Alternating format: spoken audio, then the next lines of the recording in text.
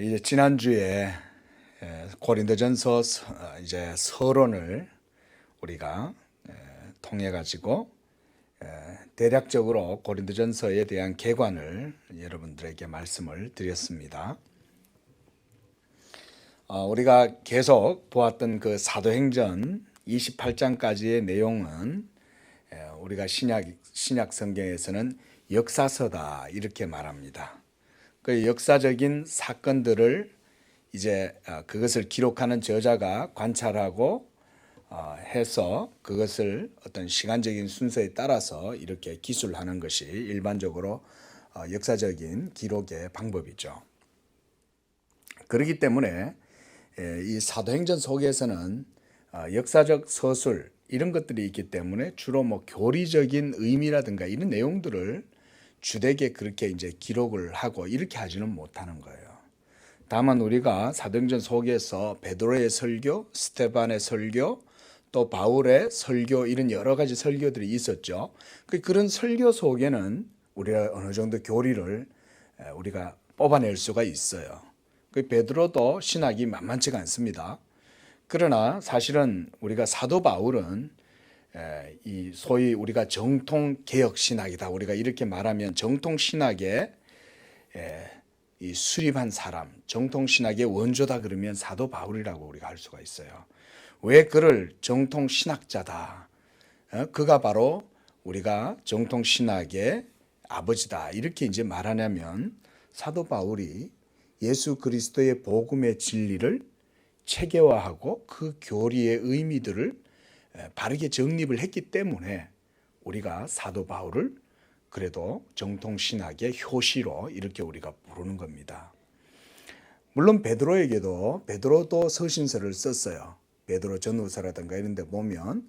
그러나 사도행전에서의 설교나 베드로 서신서들을 봤을 때 베드로는 교리적 진술에 관심을 가지고 있지는 않아요. 다만 당시에 너무 박해가 심하잖아요. 예? 그러니까 그 박해를 당하고 있는 교회 성도들을 바르게 지켜주고 권면해주고 이렇게 위로하고 이렇게 위해서 그가 이 복음에 대한 진술들을 쭉 하는데 그 속에서 우리가 베드로의 신학도 어느 정도 볼 수 있기는 해요. 그러나 사도 바울처럼 아예 대놓고 교리적인 그런 이제 목적을 가지고 로마서나 갈라디아서나 에베소서나 이런 것들은 보면 서신서라도 사실은 그 자체가 하나의 교리서로 우리가 볼 수가 있습니다. 빌립보서도 그러고 골로새서도 그러고 또 그 외에 목회 서신들조차도 뭐 데살로니가 전후서라든가 디모데 전후서라든가 이런 것들도 보면 사실은 그 사도 바울의 목회관이나 목회 철학 그 밑에 깔려 있는 건 뭐냐면 사실은 복음에 대한 바른 신학, 교리가 사실은 그 속에 있어요. 자, 그러다 보니까 우리가 이 사도행전과는 달리 이 고린도전서, 이 바울 서신서죠. 이거는 기본적으로 예수 그리스도의 복음에 대한 이런 교리적인 이해가 그 바탕을 이루고 있다고 하겠습니다. 그래서 우리가 사도행전 한 장씩 툭툭 끊어서 읽어도 사실은 크게 무리가 없었어요. 그러나 사실은 교리서는 그렇게 읽어 나갈 수가 없어요. 사도 바울이 면밀하게 편지를 쓸 때에 그냥 쓰지 않는다 이 말이죠. 우리가 요즘 같으면 이메일이니까 뭐 지웠다가 썼다가 금방 또 보냈다가 야 잘못 보냈어 이러면서 다시 또 보내고 이렇게 할 수 있지만 고대에는 한번 딱 파발이 딱 가면 그 수정하려면 다음에 또 써가지고 또 보내야 되고 이런 일이 있어야 되고 너무 번거롭죠. 그뿐만 아니라 이 또 양피지에다가 적어야 되잖아요. 양피지 값도 만만치 않지만 그거를 막 적을 때도 이 보통 심혈을 기울여서 쓰지 않으면 안 된다는 거예요. 그 종이처럼 쓰기가 어려워요. 그게 양피지도. 자, 그러다 보니까 이 고대의 사람들은 글을 쓸 때 이미 머릿속에 기승전결이 다 짜져 있는 거예요. 그 정확하게 논지가 세워지지 않으면 글을 쓸 수가 없어요. 특히 이 복음은 진리잖아요. 사도 바울이 고린도 교회에 있는 성도들에게 이 복음의 말씀을 가지고 그들의 모든 교회의 상황들을 교훈하고 때로 책망하고 때로 위로하고 때로 권고하고 뭐 이런 식의 글을 쓰려면 사도 바울의 그 글의 구성이 어떻게 이루어졌는가 하는 것을 우리가 면밀히 따져보지 않으면 이 고린도전서는 그야말로 그냥 겉핥기식으로 흘러가 버릴 수밖에 없어요. 우리가 하나님 말씀을 그렇게는 읽으면 안 되죠.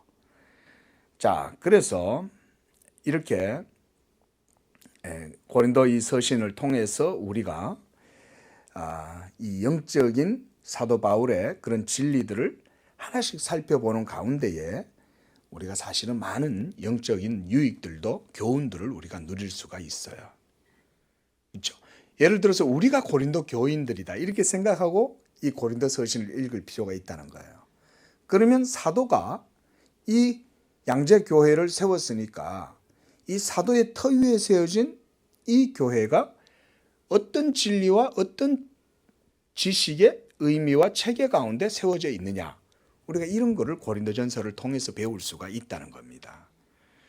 자, 우리가 그런 생각을 가지고 이제 서신서들은 볼 때 한 장씩 볼 것이 아니라 이제 단락을 나누어서 단락을 끊어서 이렇게 하나씩 그리고 그 절과 그 문단 속에 하나씩 그 구와 절 이런 표현들도 우리가 좀 끊어서 때때로 볼 필요도 있습니다.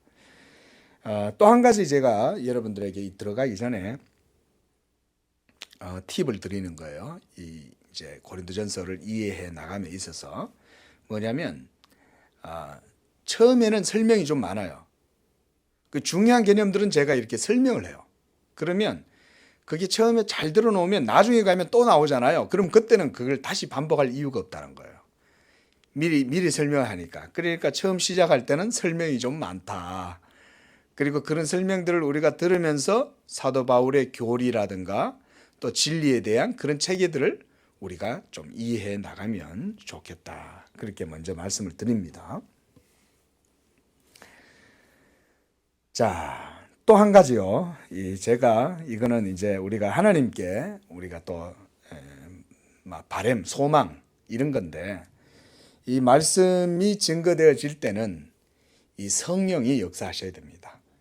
그래서 저는 기본적으로 설교 시간은 성령님의 시간이다 이렇게 생각을 해요.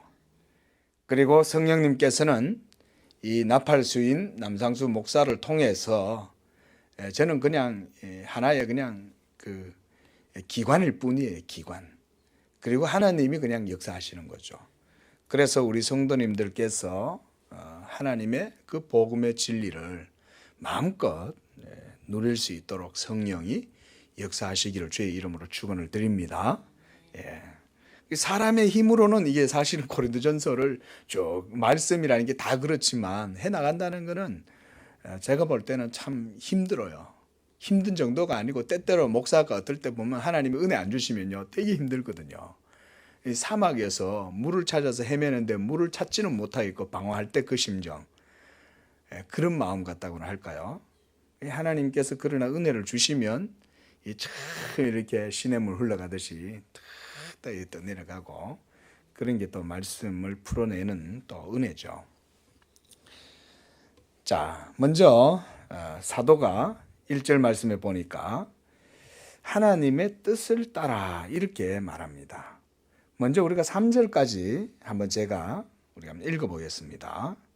하나님의 뜻을 따라 그리스도 예수의 사도로 부르심을 받은 바울과 형제 소스데네는 고린도에 있는 하나님의 교회 곧 그리스도 예수 안에서 거룩하여지고 성도라 부르심을 받은 자들과 또 각 처에서 우리의 주 곧 그들과 우리의 주 되신 예수 그리스도의 이름을 부르는 모든 자들에게 하나님 우리 아버지와 주 예수 그리스도로부터 은혜와 평강이 있기를 원하노라.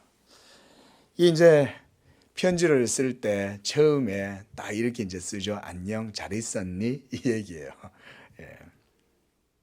근데 사도는 여기서 고린도 교회 성도들에게 편지를 하니까 당연히 그냥 개인 대 개인 서신이 아닌 거죠. 교회의 성도들을 향하여 편지를 쓰는 거예요. 일개 개인한테 보내는 거 아닙니다. 이 편지는. 그리고 또 이 사도 바울 자신이 편지를 보내기 때문에 먼저 자신에 대한 얘기를 그들에게 해주고 있어요. 그래서 하나님의 뜻을 따라 이 말을 그가 제일 먼저 쓰고 있습니다. 무슨 편지든지 제일 먼저 쓰는 그 글은 아까 말씀드렸죠. 기승전결을 할 때 그가 왜 여기에 이 단어와 이 표현을 사용했느냐는 굉장히 중요한 거예요. 하나님의 뜻을 따라. 자, 이 말은 바로 사도가 자신의 부르심에 대한 신적인 기원을 설명하고 있다고 우리가 알 수가 있습니다. 하나님의 뜻을 따라서 그리스도 예수의 사도로 부르심을 받았다는 거예요. 하나님의 사도 바울 자신의 그 소명이 바로 하나님의 그런 궁극적인 기원이 하나님께 있다는 것을 그가 보여주는 겁니다. 그러므로 사도 바울은 자신의 사도권이 신적인 것임을 고린도 교회 성도들에게 알려주는 거예요. 바로 내가 하나님께로부터 부름받은 사도로 세움을 입었기 때문에 나의 이 사도권을 가지고 여러분들에게 이 글을 씁니다. 그런 말인 거예요. 그러니까 이 편지는 보통 편지가 아닌 거예요. 그렇죠? 하나님의 정권 대사를 위임받은 사도가 고린도 교회에 하나님의 뜻을 전한다 이 말인 거예요. 그리고 또한 사도는 하나님의 그 부르심을 바로 예수 그리스도의 사도로서의 부르심이다 이렇게 말하고 있어요. 이것이 바로 사도 바울의 소명의 본질에 속하는 거죠. 하나님이 부르셨는데 뭐 때문에 부르셨냐? 그것은 바로 예수 그리스도의 사도로서의 부르심이다. 예. 그렇게 바울이 자신의 그 하나님께로부터 부르심을 받은 소명, 그 사도됨에 대해서 두 가지 측면에서 저는 말하고 있다고 봅니다. 먼저는 하나님의 뜻에 따라서 그 부르심이 이루어졌다는 거예요. 그것이 바로 사도 바울을 부르신 하나님의 부르심이다. 신적인 기원이다. 그 말이죠. 둘째로는 예수 그리스도의 사도라는 것입니다. 자신이. 이것이 사도 바울의 소명의 본질이에요. 그리고 바로 그 자신의 사도직이 신적인 것임을 이렇게 설명해 주고 있습니다. 그게 바로 이제 우리가 1절에서 볼 수 있는 거죠. 자, 그리고 그 뒤에 보니까 바울과 형제 소스테네다. 그 사도로 부르심을 받은 바울 그리고 형제 소스테네 이렇게 나오죠. 이 소스테네라는 사람이 이 사도 바울과 아주 각별한 사람이 아니라면 여기에서 이렇게 얘기하지 않았을 거예요. 이 소스테네라는 사람은 사도행전 18장 17절에 나오는 회당장 소스테네예요. 원래 이 사람은 예수님을 안 믿었던 사람인데 고린도 지역에 사도 바울이 가서 전도를 하다가 거기서 사도 바울의 이 말씀 강론을 듣고 복음을 듣고 이스라엘의 하나님 이 율법에서 모세와 선지자들이 증거했던 바로 그 메시아가 예수였구나 라고 하는 사실을 사도 바울의 복음 전도를 통해서 듣고 믿은 사람이 바로 이 소스테네입니다. 그래서 이 회당장 소스테네가요 그 지역에 있는 유대인들한테 막 집단 폭행을 당해요. 그 정도로 이 사람은 예수를 위해서 완전히 헌신된 사람이었어요. 그렇게 막 집단적으로 따돌림을 당하고 폭행을 당했음에도 그 회당장이라고 하는 것은 그 고린도 지역에 있는 유대인들 사회에 있어서는 아주 그래도 명예로운 그런 이제 직분이란 말이에요. 회당장이니까. 그 회당에서 일을 맡아서 일을 하면 그 공동체 내에 상당한 인지도가 있는 사람인데 바로 그 사람이 말하자면 유대교를 배반한 거 아니에요. 그러니까 엄청나게 그가 그 사회에서 지탄과 또 배척을 당했다는 것을 우리가 불보듯 뻔하죠. 자, 이런 사람이 지금까지 계속해서 사도 바울과 함께 복음과 함께 고난을 당하고 사도 바울을 도왔다는 걸 우리가 알 수가 있습니다. 그래서 사도 바울이 여기에서도 각별하게 소스테네에 대해서 말하고 있는 거예요. 그래서 나뿐만 아니라 나의 형제 소스데네도 너희들에게 문안하고 이 편지로 너희들에게 글을 띄운다. 그 말을 하는 겁니다. 2절에 보면 고린도에 있는 하나님의 교회다 이렇게 말해요. 자, 이거를 우리가 이해하기 쉽게 하려면 양재동에 있는 하나님의 교회다 이렇게 이해하면 돼요. 뭐 신학적으로 다른 설명이 필요가 없을 정도예요. 그 고린도 지역 안에 있는 하나님의 교회 이 말이에요. 고린도 지역 자체가 교회가 아니라 고린도 지역 속에 하나님의 교회가 있다 이 말입니다. 바로 우리 양재 지역에도 양재 교회가 있다. 물론 다른 교회들도 있죠.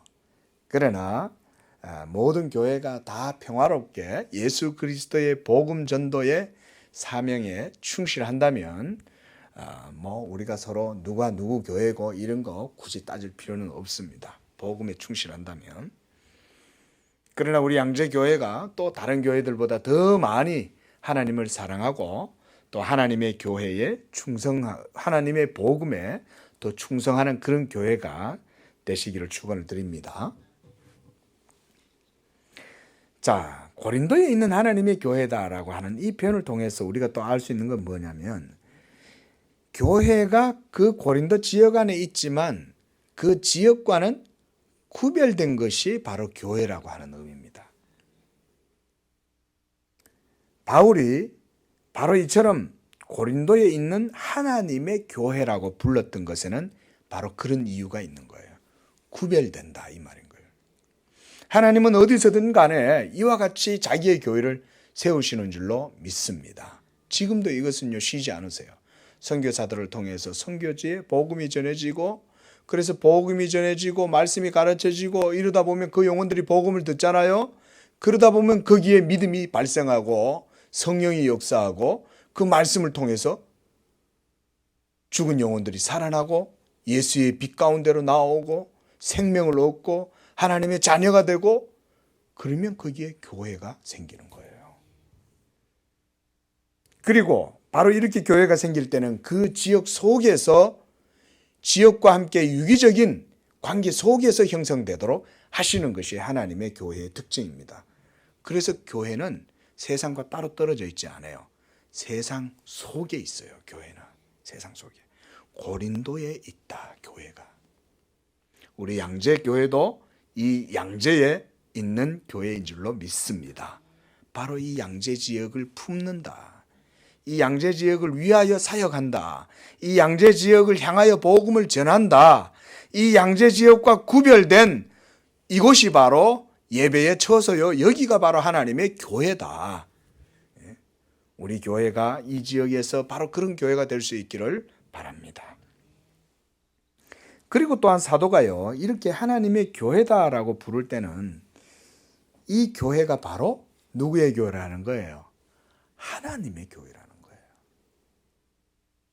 말씀드렸듯이 복음이 전해지고 그 복음 듣는 자들이 생기고 복음으로 말미암아 성령이 역사하고 그래서 그 복음을 통해서 성령이 성도 그 듣는 자들의 마음에 변화를 시켜갖고 회심의 역사가 일어나고 그렇게 해서 거듭나서 생명과 복음의 자유와 기쁨과 이런 것들을 누리고 구원이 나타나고 이렇게 되면 거기에 바로 하나님의 교회가 생겨난다. 그러므로 그것은 바로 바울의 교회도 아니요 아볼로의 교회도 아니요 베드로의 교회도 아니라는 거예요. 그것은 바로 예수 그리스도의 교회다. 그래서 우리가 이제 나중에 또 보겠지만 지금 이 고린도 교회의 가장 큰 문제가 뭐냐면 이 서로 자랑하고 서로 내가 더 낫네, 우리 파가 더 낫네 이런 이제 그것들 균열이 이루어졌다는 거죠. 결국 이런 균열이 이루어지면 예수 그리스도의 복음만 피해를 입잖아요. 그렇죠?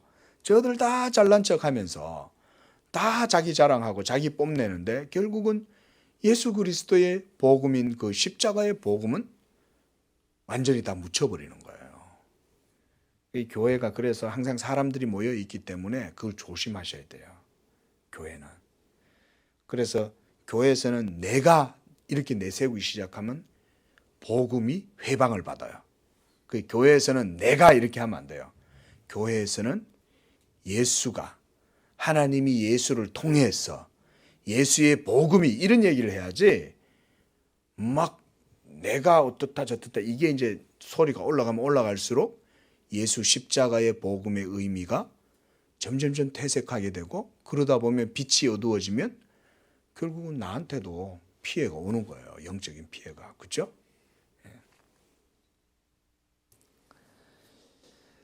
또한 이 교회라고 하는 말을 우리가 이제 에클레시아다 이렇게 말합니다. 이 에클레시아라는 말은 소위 우리가 세상에서는 그 지역에 회집된 공동체 이런 의미예요. 한마디로 그 지역에 있는 회집된 공동체니까 우리가 민회다 이렇게 이제 우리가 우리말로 이해를 하면 돼요. 민회. 그 이제 막 공적인 회중들이 모여서 뭔가 일을 처리하는 곳 이런 의미로 민회인데 그게 바로 교회라고 하는 이름에 그대로 사용이 됐어요. 그러면서 이 교회라고 하는 이것이 이제는 구약의 그 이스라엘을 교회라고 하다가 신약으로 오면서 이제는 그 예수 그리스도의 복음이 전해지고 그래서 그 지역에 있는 사람들이 그 복음을 듣고 또한 그 복음이 역사해서 그 가운데에 믿음의 공동체가 형성될 때 이것이 바로 신약 시대에 있어서 에클레시아라고 하는 의미로 바뀌어지게 돼요. 우리가 사도행전에서 보면 시나고그 있잖아요. 이거 회당이라 그러거든요.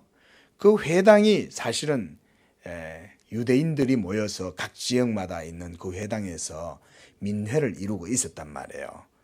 그런데 이제는 신약의 예수 그리스도께서 자기의 그 몸으로 이 교회를 세우시고 성령으로 교회가 이루어지니까 이제는 신약의 교회의 이 이름이 이제 에클레시아로 그대로 넘어온 거예요.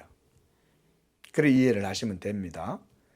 그러니까 이제 아시겠죠? 구약의 교회가 어느 정도 과도기를 해가지고 이제는 로마의 그 지배 아래에 있을 때는 각 회당별로 전부 다 디아스포라된 교회들이 다 이루어져 있다가 그 다음에 나중에는 이제는 신약의 교회로 이제 바뀌면서 바로 교회가 이제 에클레시아라고 하는 이름이 되었다 그 말인 것입니다.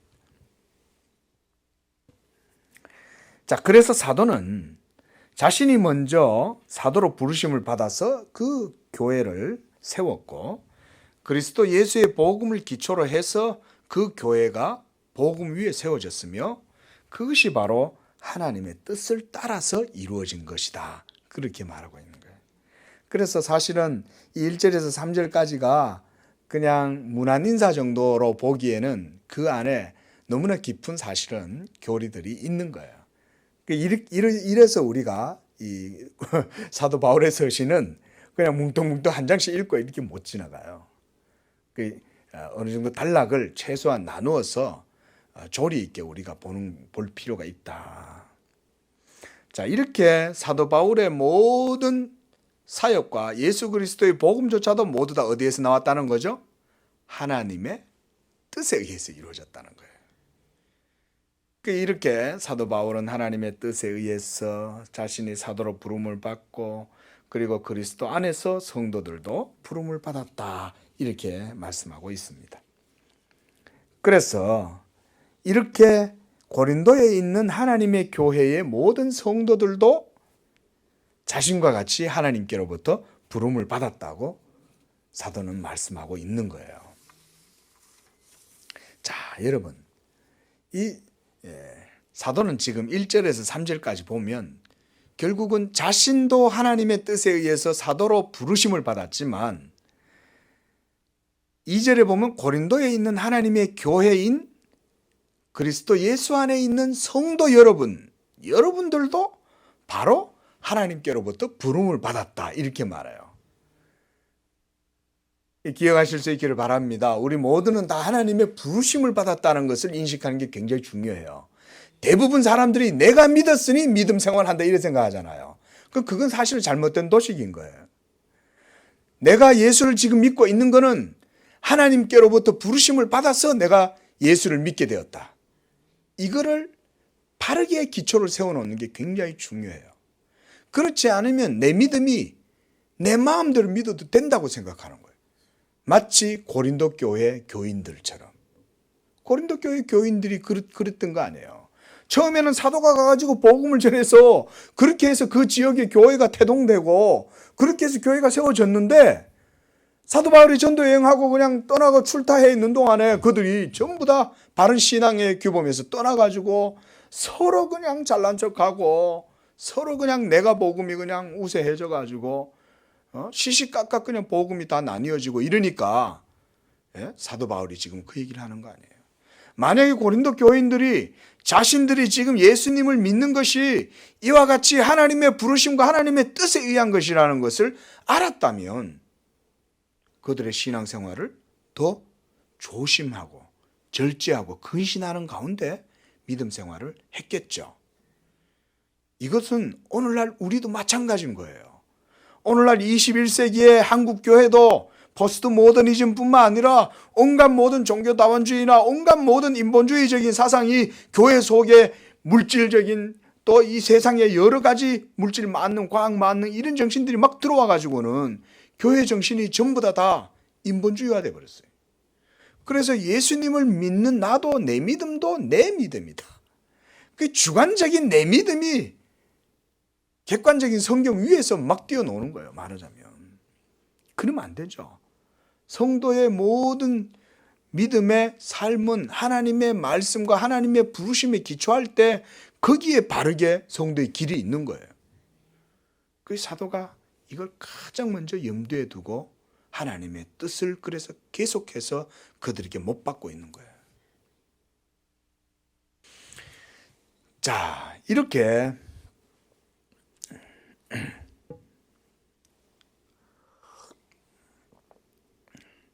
그리스도 예수 안에서 거룩하여지고 성도라 부르심을 받은 자들, 바로 여기서 그리스도 예수 안에서다 이 말이 사도 바울이 아주 중요한 바로 그 표현 엔크리스토다. In Christ. 그리스도 안에서 하나님께서 여러분들을 자기의 몸의 지체인 성도로 부르셨다 그 말이에요. 우리 양재교회가 이제 개척을 하고 이곳에서 예배를 드리고 말씀을 전하고 전도를 하고 하나님의 뜻을 위해서 기도하고 그러고 있는데요. 바로 무슨 마음으로 어떤 마음으로 이렇게 하나님의 교회를 섬기고 나가야 되는가? 바로 교회가 그리스도의 몸으로서의 온전한 그런 형태로 세워지기 위해서 우리가 거기에 관심을 가지고 기도해야 된다는 것입니다. 전도도 중요합니다. 전도해야 돼요. 그래서 전도를 할 거예요. 그리고 전도 훈련도 우리가 받아야 돼요. 전도도 요즘은 이게 막 그냥 여러분들이 전도 훈련 없이 나가서 할 정도로 충만하면 더 없이 좋겠지만 전도 훈련을 받고 나가면 더 많은 이제 우리가 이 도구들을 가지고 나갈 수가 있어요.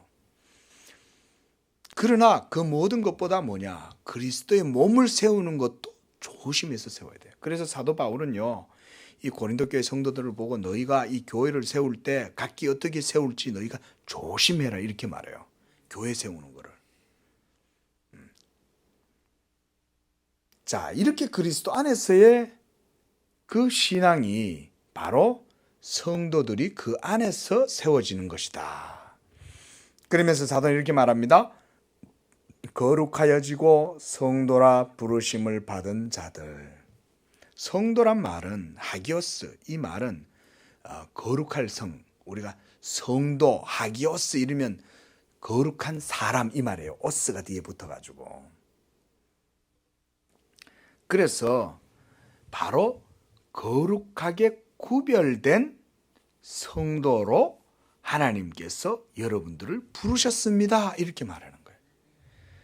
우리 양재교회 모든 성도들은 하나님의 거룩한 성도들인 줄로 믿습니다. 21세기의 교회가 하나님 앞에서 또 지켜야 될 것은 바로 그 거룩이라는 거예요. 그렇게 부르심을 받은 자들과 그리고 우리 주 되신 그리스도의 이름을 부르는 모든 자들, 각처에서 우리 주 곧 예수 그리스도의 이름을 부른다 이 말은 기도한다 이 말이에요.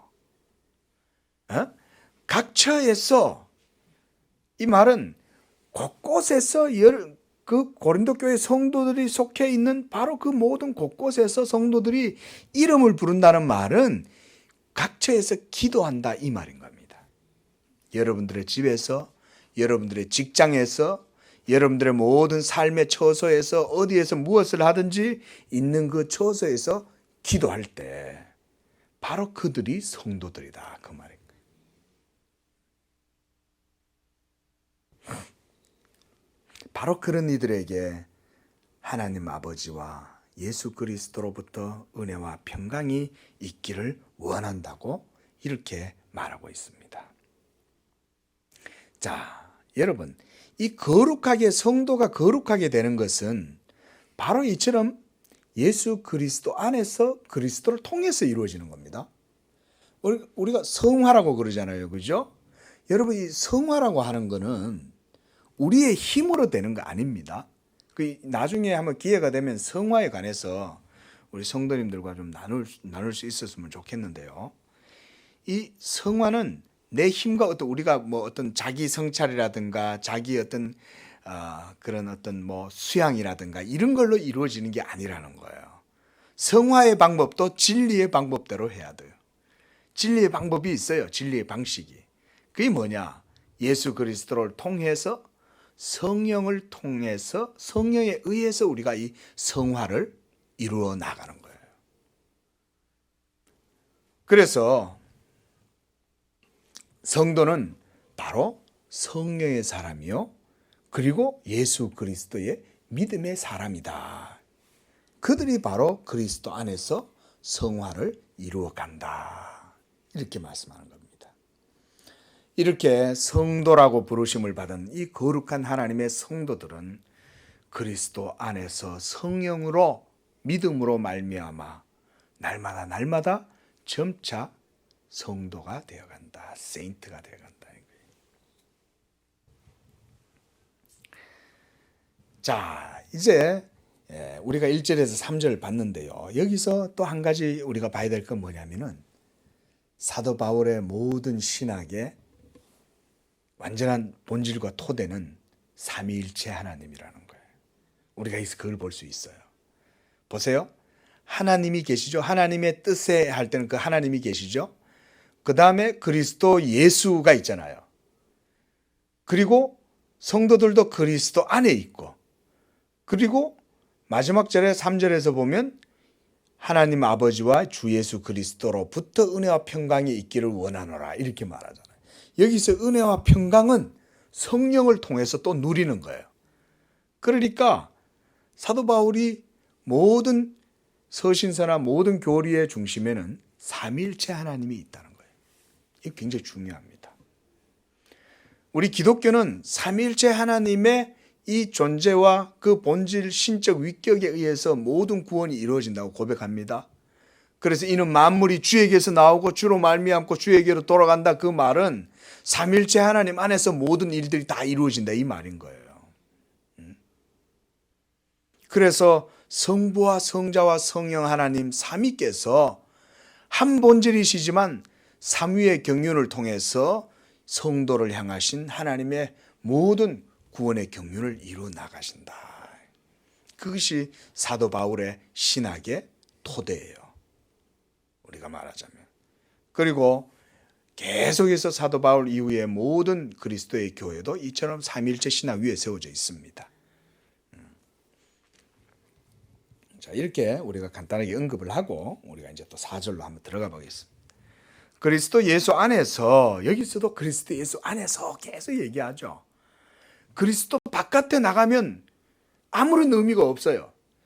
하나님의 모든 언약의 인침과 보증은 그리스도 예수 안에서 주어지는데 그게 바로 성령의 은혜예요. 그래서 4절에서 이 모든 은혜와 은사를, 우리가 은사다 그러면 우리가 카리스마란 말 많이 들어보셨죠? 보통 왜 우리가 미디어나 이런 데서 보면 그 사람 되게 카리스마틱하네, 카리스마가 있네 이런 말 하는데, 사실 그 카리스마는 우리가 캐릭터다 이런 식으로 사람들이 이제 의미를 생각할 수도 있지만, 말하자면 그냥 하나님의 은사, 선물, 기프트 이 정도만 생각하시면 돼요. 하나님이 우리에게 은혜로 주실 때 그 은혜와 함께 은사도 같이 주셔요. 예? 그렇게 생각하시면 됩니다. 우리가 하나님의 은혜를 받았습니다 할 때는 그 은혜 속에 이미 은사도 같이 포함되어 있어요. 그 은사가 이제 선물인데 바로 그런 것들이 성도들에게 주어짐으로 교회를 섬길 수 있도록 하나님께서 해주시는 겁니다. 나중에 이제 또 우리가 은사론 뒤에 가면 또 자세하게 보니까요. 그냥 넘어가겠습니다. 이처럼 이런 은혜와 은사를 그리스도 안에서 베풀어 주시는 하나님께 그가 항상 감사한다 이렇게 말해요. 4절 보니까. 자,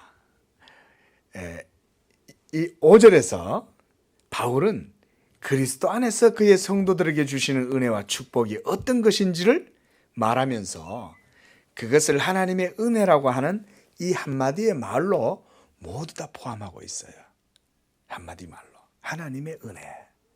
여기에 하나님의 은혜를 깊이 이해하면 이 하나님의 은혜의 무게가 우리가 느낄 수가 있어요. 대부분 우리가 하나님 은혜다 이러면 주상적이잖아요. 뜬구름 잡는 것 같잖아요. 그냥 목사님 오늘 은혜 받았습니다. 뭘 받았다는 거지? 하나님 은혜가 많아요. 그게 뭘까?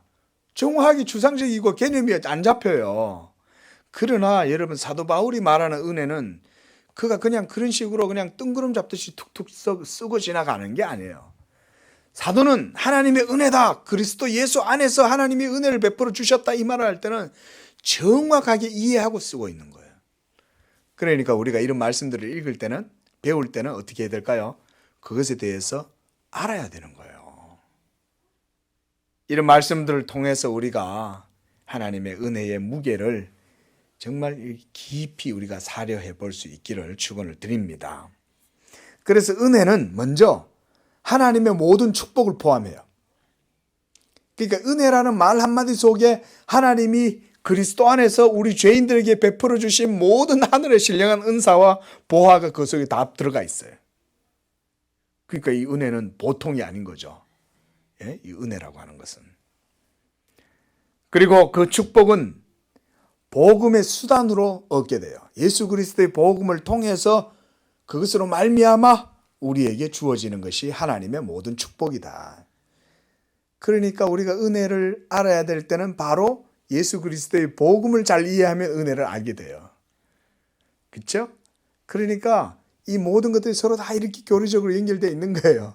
예? 그 복음이 그럼 뭐냐? 이러면 이제 그 복음을 우리가 교훈, 가르침, 그 내용을 깊이 있게 우리가 이제 볼 수가 있게 되는 거죠. 은혜라고 하는 것은 하나님께서 인간에게 값 없이 그리고 하나님이 아낌없이 주시는 선물이죠. 바울이 여기서 너희가 모든 지식에 풍족하다라고 이렇게 말해요. 한번 거기 5절 말씀 한번 보십시오. 너희가 그 안에서 모든 일, 곧 모든 언변과 모든 지식에 풍족함으로, 모든 수식어도 다 떼내고 이는 너희가 풍족함으로 이 말이에요. 그 뭐가 풍족하냐 이거예요. 바로 그 풍족하다라고 할 때는 그 모든 것이란 바로 하나님의 교훈과 말씀인 것이라고 말하는 거예요. 하나님의 교훈과 말씀들. 한마디로 이것을 예수 그리스도의 복음이다. 우리가 이렇게 통칭해서 말하는 거예요. 그러니까 우리가 복음이 뭐냐 이러면 단순한 말로 몇 마디 말로 설명도 할 수 있겠지만 또 그 몇 마디 말로만 설명할 수 없는 게 또 복음이기도 해요. 그렇죠? 왜냐하면 하나님의 모든 은혜가 그리스도 안에서 다 주어졌는데 그걸 복음이라고 하니까 우리가 그걸 어떻게 한마디 말로 해요? 복음이란 무엇인가? 이러면 책을 이만큼 써도 못 써요. 말하자면. 그러나 우리는 이렇게 말씀들을 강론하는 가운데 하나하나 듣다 보면 그리스도 복음의 진리와 교의들을 깊이 배울 수 있는 줄로 믿습니다. 그래서 이런 말씀들이 이렇게 강론을 하는 겁니다. 그리스도인은 이러한 부를 복음에 부여함이에요. 여기서 이런 부를 풍요하게 누려야 되고 이것은 우리에게는 세상의 어떤 것보다도 더 명예스럽고 그리고 더 높이 평가를 받아야 하는 겁니다. 우리가 이처럼 그리스도 안에서 풍요함을 누리는데 바로 그 이유는 우리가 예수님께 속한 지체이기 때문에 그래요. 그리고 예수님께 속한 그리스도 안에 있는 성도들은 우리가 그리스도와 연합되어져 있다. 우리는 그리스도와 연합된 줄로 믿습니다. 이게 교회예요. 어떻게 연합될까요? 성령으로, 그의 영으로 우리가 천상에 계신 그 그리스도의 몸과 연합된 몸이다. 얼마나 감사합니까? 이 그리스도의 몸과 성도와의 영적 연합은 여러분 이게 참 백미예요. 만약에 성도와 그리스도와의 연합이 없다면 요 와가지고 있는 것 자체가 이상한 거예요. 구경꾼인 거예요. 요 왜 왔냐 이거죠, 이 교회에. 그러나 성령을 통해서 우리가 그리스도와 연합이 되어 있는 줄로 믿습니다. 예수님을 믿는다고 고백하는 사람은 이미 성령 안에서 그리스도의 몸의 지체가 된 거예요. 또한 그리스도께서 성부에게 받은 모든 것을 그리스도 안에 있는 자들에게 은사, 기프트, 이 카리스마타 이걸로 그들에게 누리도록 하나님께서 모든 신령한 은사들을 우리에게 분배를 해주세요. 그래서 교회 안에는요, 다양한 은사들을 가지고 있는 사람들이 많아요. 어떤 사람은 이런 은사, 어떤 사람은 저런 은사, 어떤 사람은 음악을 잘하고, 어떤 사람은 노래를 잘하고,